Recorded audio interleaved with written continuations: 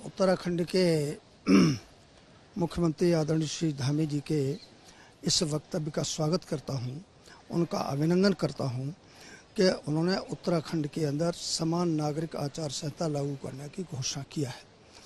मेरी भारत सरकार से मांग है कि देश के 135 करोड़ लोगों के हितों को देखते हुए देश के अंदर एक सकारात्मक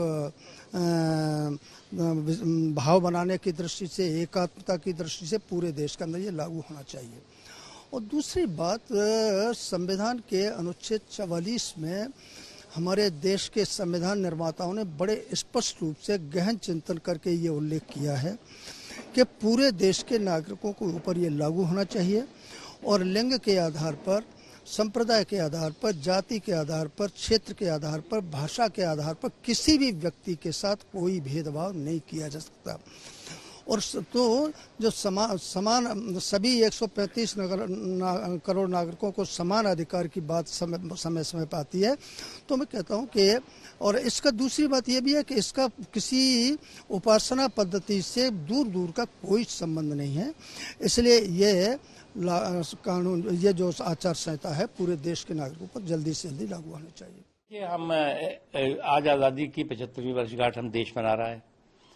संविधान जो बाबा साहब भीमराव अंबेडकर का संविधान है, जिस संविधान को बनाने में मौलाना अबुल कलाम आजाद से लेकर के हजरत मोहानी तक की भूमिका रही है, कांग्रेस पार्टी के जो जवाहरलाल नेहरू जी से लेकर के और भी तमाम लोगों का रहा है, उसमें जो है आर्टिकल 44 में ये जिम्मेदारी दी गई है सरकार को कि आप यूनिफॉर्म सिविल कोड की दिशा में आगे बढ़िए, काम करिए।